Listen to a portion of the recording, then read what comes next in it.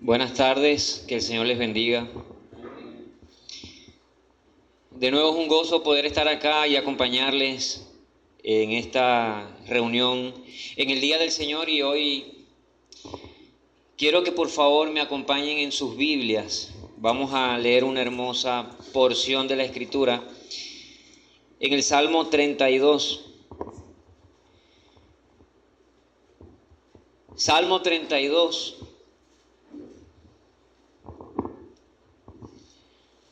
Vamos a explorar un poco acerca del carácter de Dios, su carácter misericordioso.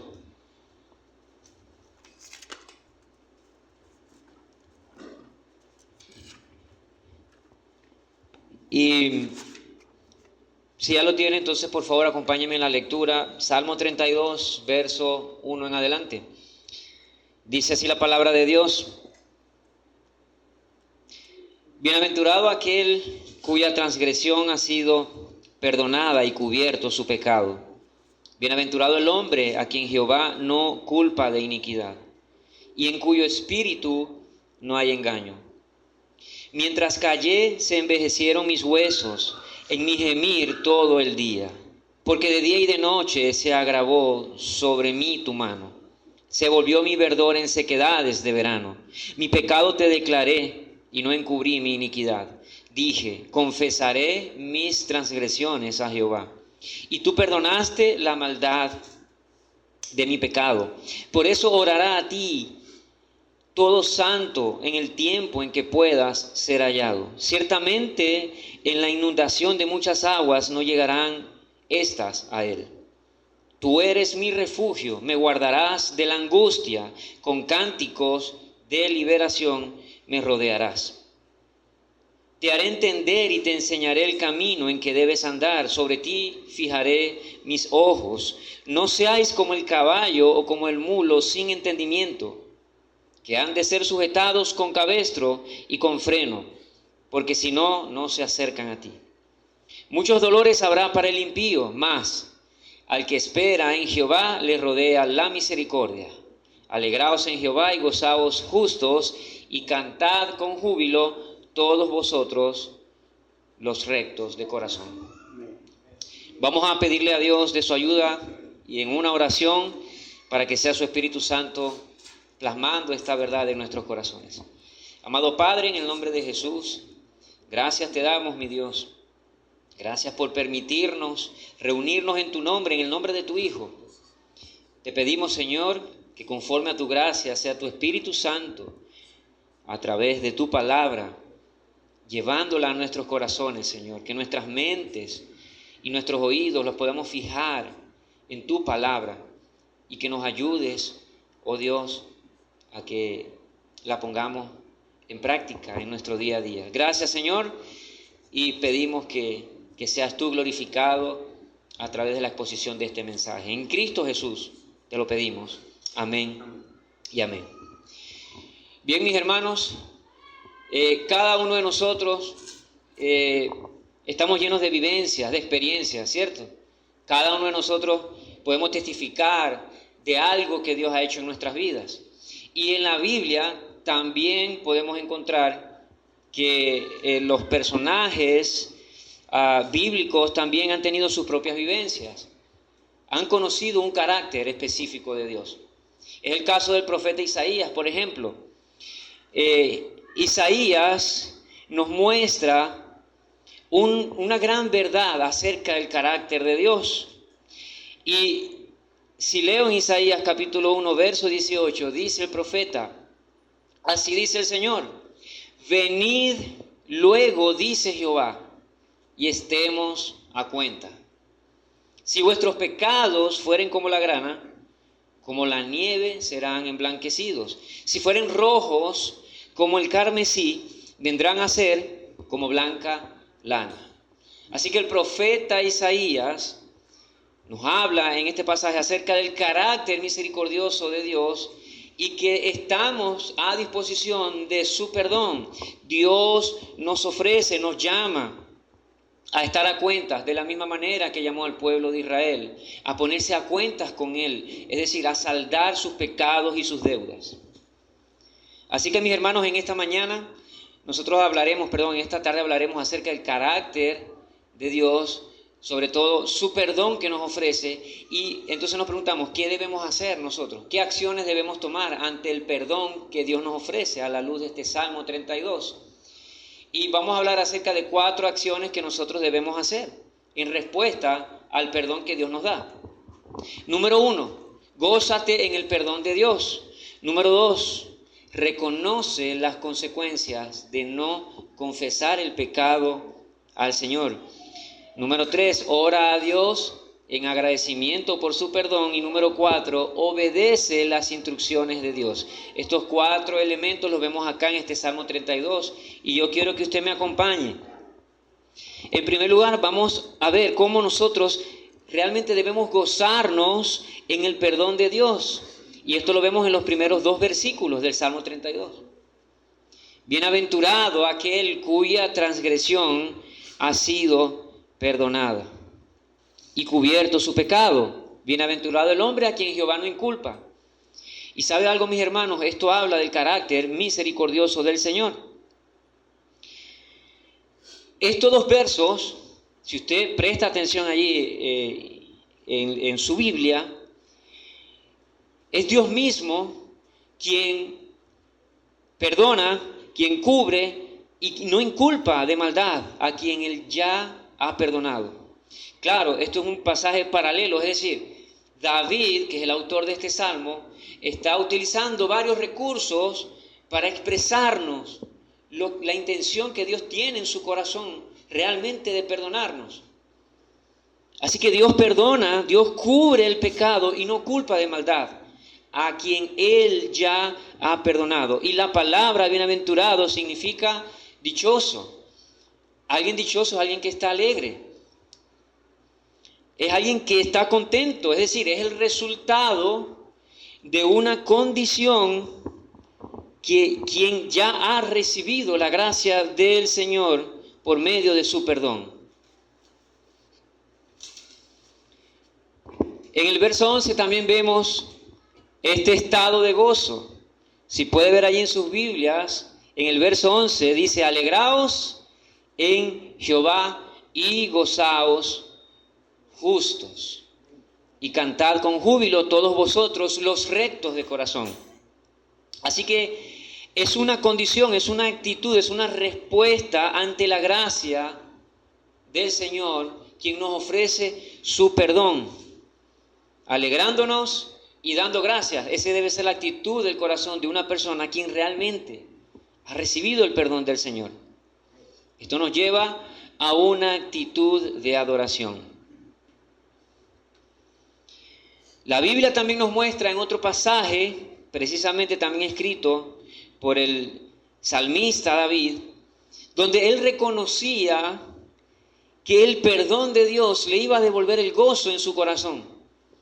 Alejados de Dios, podemos vivir en angustia, en desesperación, no hay paz, no hay tranquilidad. Pero cuando vivimos el perdón de Dios con un verdadero arrepentimiento, con un genuino arrepentimiento, podemos expresar lo que dice David. En el Salmo 51, al final del verso 12, David expresó y dijo, vuélveme el gozo de tu salvación.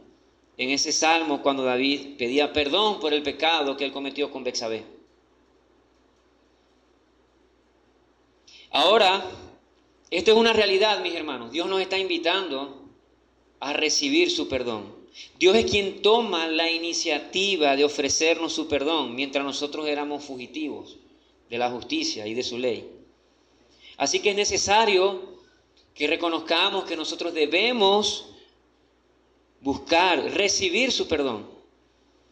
No podemos ser indiferentes ante la gracia del Señor. ¿Sabe por qué, mis hermanos? Esto podría traer consecuencias a nuestras vidas. ¿Qué pasa si nosotros le damos la espalda al perdón que Dios nos ofrece? ¿Qué peligros hay para nosotros si menospreciamos el perdón de Dios? Esto nos lleva al segundo punto. Debemos reconocer las consecuencias, mis hermanos, de no confesar nuestros pecados a Dios. David lo expresa en este salmo, en el versículo 4. ¿Qué dice David? Dice en el verso 4, porque de día y de noche, atención, se agravó sobre mí tu mano. Se volvió mi verdor en sequedades de verano. Y en el verso 9 y 10 dice, no seáis como el caballo o como el mulo sin entendimiento, que han de ser sujetados con cabestro y con freno, porque si no, no se acercan a ti. Muchos dolores habrá para el impío, mas el que espera en Jehová le rodea la misericordia. Observando el verso 4, David expresa una gran realidad que él vivió. Podemos afirmar que David experimentó en su vida las consecuencias de no confesar a Dios sus pecados. La falta de arrepentimiento en David trajo consecuencias a su vida. David nos muestra qué le ocurrió mientras él le dio la espalda a Dios. Cuando David seguía en la dureza de su pecado o en la dureza de su corazón, él no se acercó a Dios para confesar sus faltas. David vivió días infelices, donde su alma e incluso su cuerpo recibieron o experimentaron las consecuencias de la carga del pecado. Miren, el pecado es una carga que no podemos llevar nosotros. Las consecuencias del pecado no la podemos cargar toda la vida. Debemos de dejar esas cargas al Señor. ¿Cómo? Buscando a Dios en arrepentimiento y pidiéndole perdón por nuestros pecados. David ya no podía cargar más ese peso del pecado. Él lo describe como si sus huesos se hubieran desgastado. Sin duda esto es una referencia a su salud, a su condición, a su estado físico. Pero su dolor no tan solo fue en su estado físico, probablemente a causa de una enfermedad, sino también fue interno en su corazón. La palabra gemir, esta palabra también la utilizó Job, está en el libro de Job. Ustedes saben las calamidades que vivió Job. Esta palabra gemir significa clamar, un clamor profundo desde lo más interno que expresa la condición de nuestra alma, un clamor profundo, un gemir. Así que la idea central que David nos presenta en estos versos es que la falta del arrepentimiento en su vida lo llevó a él a estar en una condición que él describe como un tormento en su alma, que lo llevaba a clamar día y noche durante su crisis espiritual. ¿Cuántos de nosotros hemos experimentado un abismo, un hoyo, quizás por la carga del pecado en nuestras vidas, quizás por la carga del pecado de otras personas que nos rodean? ¿Cuántos de nosotros no hemos experimentado y hemos dicho, no puedo más, Señor? David incluso percibió en su situación que la mano de Dios se había agravado sobre él. Es decir, de alguna forma David experimentó en su vida, en ese periodo oscuro, que él no vio la bendición de Dios, todo le salía mal. David no veía que las cosas le salieran bien. ¿Y cómo se ve esto, mis hermanos? El mismo David lo ilustra en el verso siguiente, es decir, en la línea siguiente. David lo expresa como si un campo verde, un campo fértil, se secara de pronto y todo fuera seco, infértil e inútil. David dijo, se volvió mi verdor en sequedades.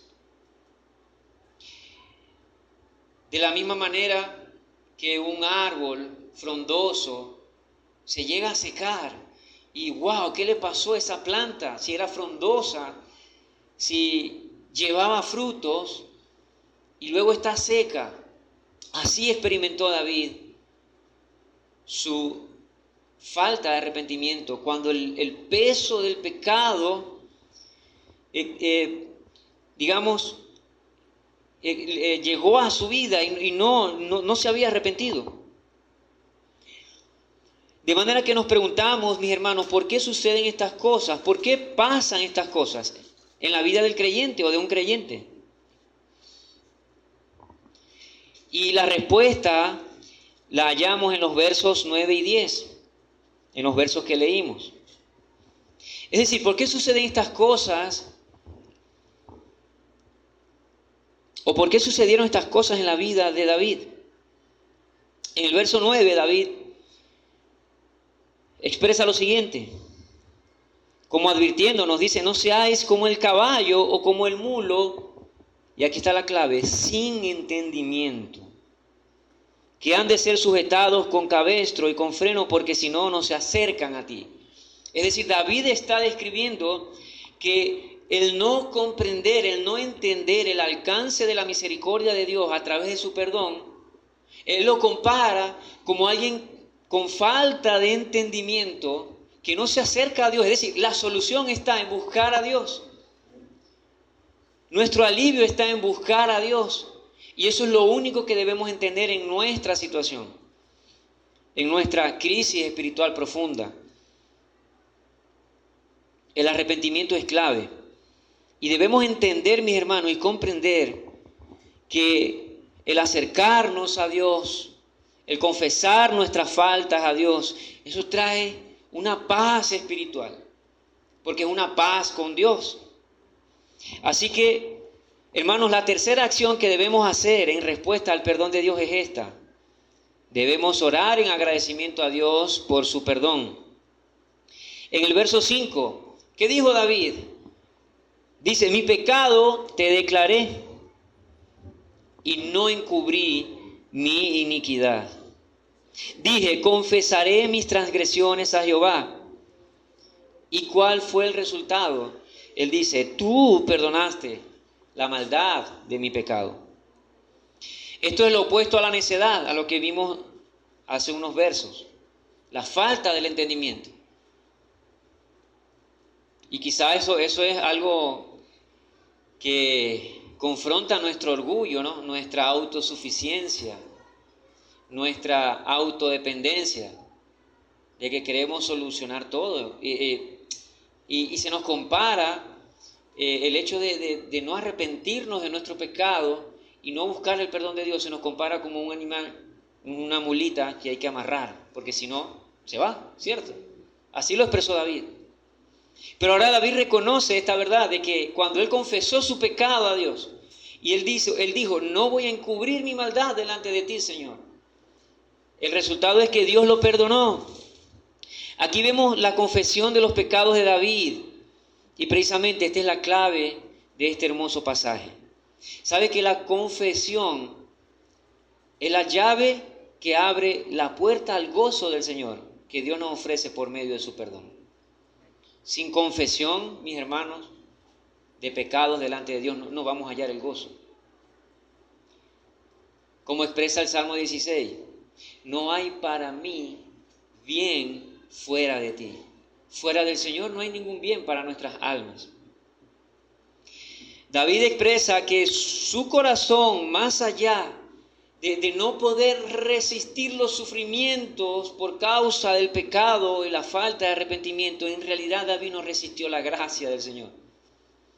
Cuando él corrió a los brazos del Señor para hallar el perdón. Y quizá la circunstancia nos puede llevar a buscar refugio en otros lugares. Y nuestro refugio está en el Señor. Confesaré mis transgresiones, dijo David. ¿Cuál fue el resultado? Dios, nuestro Salvador, que es infinito en misericordia, le otorgó abundante misericordia a David. ¿Por qué? Porque perdonó el pecado de David. Y no tan solo eso, mis hermanos. Él perdonó la maldad que había en su corazón. Es decir, más allá de Dios perdonar el pecado de David, el perdón de Dios trae un poder santificador a nuestras vidas. Primera de Juan 1:9, si confesamos nuestros pecados, Él es fiel y justo para perdonar nuestros pecados. Pero el verso no termina allí, sino que dice, y limpiarnos de toda maldad. Dios nos perdona, pero no tan solo nos perdona, sino que nos santifica, mis hermanos. El perdón de Dios es tan glorioso, tan grande, como la cruz del Calvario. Es un perdón que santifica. El mismo Salmo dice, Dios no inculpa a quien perdona. Y ahí vemos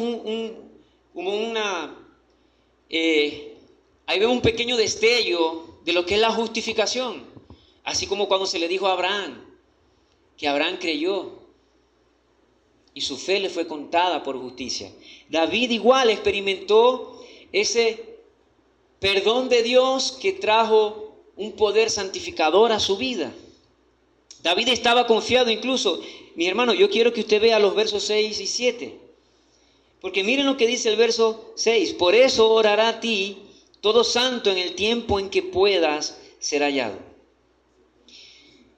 Ciertamente en la inundación de muchas aguas no llegarán estas a él. Hay una protección de Dios, es decir, de esas aguas que te cubrían, que en la cual David estaba sumergido y no hallaba salida, Dios le promete y le dice, esas aguas ahora no te cubrirán de nuevo. David expresó en el verso 7, tú eres mi refugio, y atención, porque dice, me guardarás de la angustia. ¿Qué significa guardarás? Esta palabra guardarás significa vigilar. Así como los guardias que vigilaban el cuerpo de Cristo, esos soldados romanos, si recuerdan, ellos estaban guardando el cuerpo de Cristo, es decir, ellos estaban vigilando. También como se nos dice en la Escritura, sobre toda cosa guardada, guarda tu corazón. Es decir, sobre toda cosa que nosotros consideremos que sea de posesión, que nosotros vigilemos, dice, vigila tu corazón. Entonces aquí vemos a Dios, una figura que nos muestra de que Dios Padre sabe que te está guardando de la angustia. Es decir, Él está vigilando para que la angustia no te alcance. Miren todo lo que trae el perdón, todas las bendiciones que trae el perdón de Dios. ¿Cómo no correr hacia Dios para que nos dé su perdón? Así que el poder del perdón de Dios es maravilloso, es hermoso.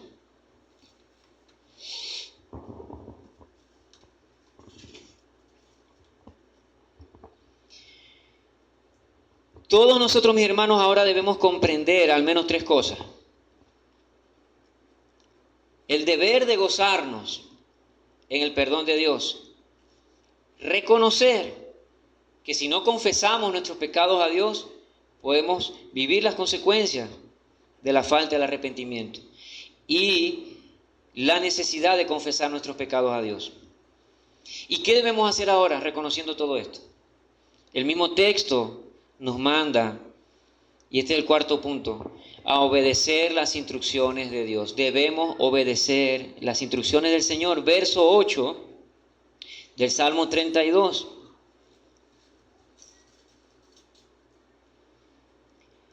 Te haré entender, atención, y te enseñaré el camino en que debes andar. Sobre ti fijaré mis ojos. Atención, porque David en este Salmo 32 está expresando una oración, o es como un cántico en la asamblea, o que se hacía en el contexto de la adoración a Dios en el tabernáculo. Pero todos los versos anteriores David los describe como en primera persona. Clamé a ti, confesé, dije, confesaré mis pecados. Pero ahora vemos en el verso 8 que es Dios quien está hablando en primera persona, porque es el Señor quien dice, luego de una pausa en el verso 8, el Señor dice, te haré entender. No dice David, no dice que David nos hará entender, dice Dios, el Señor, en el contexto se comprende de esa manera. Te haré entender y te enseñaré el camino en que debes andar. Es como Dios, en medio de esa pausa en la adoración, nos habla y nos dice, te haré entender y te enseñaré el camino en que debes andar.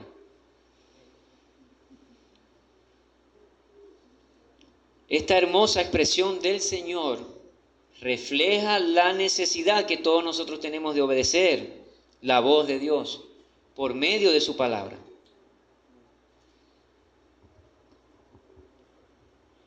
Ahora, como dijimos anteriormente, cuando Dios nos perdona, no tan solo queda eso allí, sino que nos ofrece, nos da un poder o nos santifica también en su perdón. Su perdón viene acompañado de un poder santificador que nos va purificando cada vez más nuestros corazones. Pero el perdón de Dios tampoco queda allí, sino que Dios es quien, atención, te hará entender y te enseñará el camino de justicia. Dios es nuestro perdonador.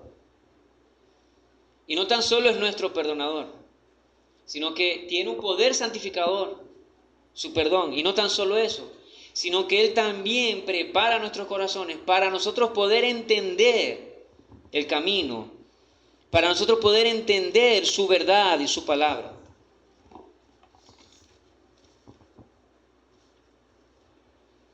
Es como si Dios nos estuviera diciendo: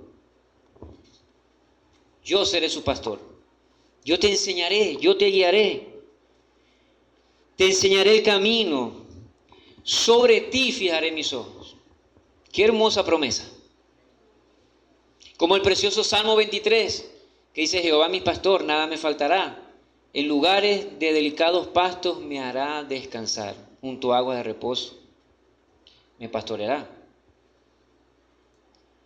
Dios fijará sus ojos sobre ti, sobre nosotros. Es decir, Él velará para que nosotros andemos en el camino de justicia y de rectitud. En otras palabras, Él no nos va a abandonar. Su perdón tiene un alcance glorioso. No nos dejará solo. Jesucristo le dijo a sus discípulos en Mateo 28:20, ¿recuerdan? Yo estaré con ustedes hasta el fin del mundo, en esa gran comisión. Juan 14, 16, 17, cuando Jesús está hablando de la promesa del Espíritu Santo, dice: el cual estará con vosotros hasta el fin del mundo. Así que Jesucristo nos ha dado la promesa de que estará con nosotros hasta lo último de los tiempos. Jesús da la promesa de que el Espíritu Santo estará con nosotros eternamente y para siempre. Y en el Salmo 48, 17 también se expresa esta gran verdad, que Dios Padre dice que Él nos guiará aún más allá de la muerte. Padre, Hijo, Espíritu Santo, los tres nos están diciendo esta gran verdad, que no nos van a abandonar. Cuando Dios dice: fijaré sobre ti mis ojos, significa que no nos va a abandonar. Para concluir, mis hermanos, este salmo nos muestra cuán dichoso es vivir la plenitud del perdón de Dios. Y sabe que no hay comparación. ¿Con qué podemos comparar esto? No existe comparación alguna. El perdón que Dios nos ofrece en Cristo Jesús, hay una descripción realmente.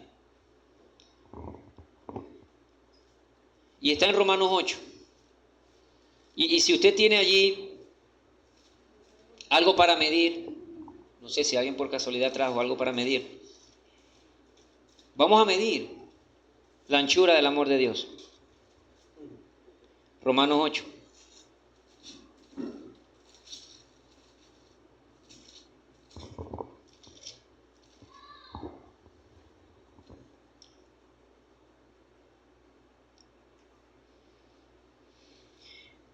(8:37) Antes, en todas estas cosas somos más que vencedores por medio de aquel que nos amó. Por lo cual estoy seguro que ni la muerte, ni la vida, ni ángeles, ni principados, ni potestades, ni lo presente, ni lo porvenir, ni lo alto, ni lo profundo, ni ninguna otra cosa creada nos podrá separar del amor de Dios que es en Cristo Jesús, Señor nuestro.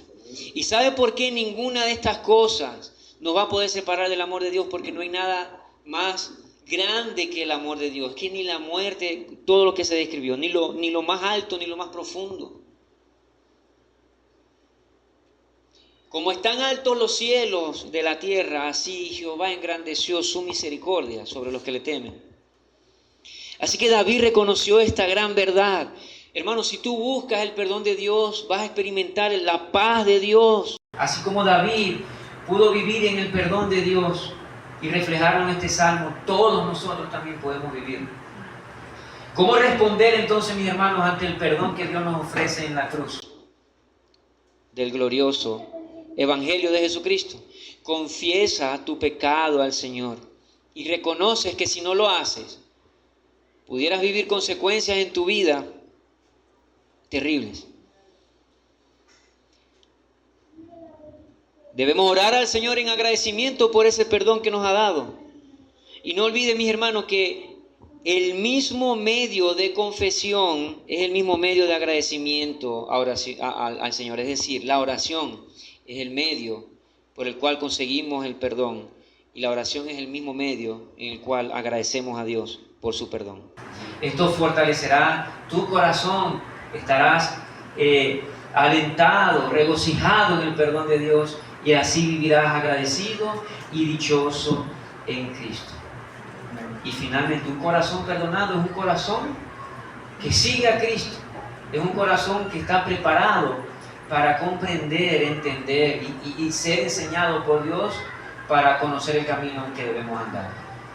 Que Dios le bendiga y que este mensaje edifique sus vidas. Amén.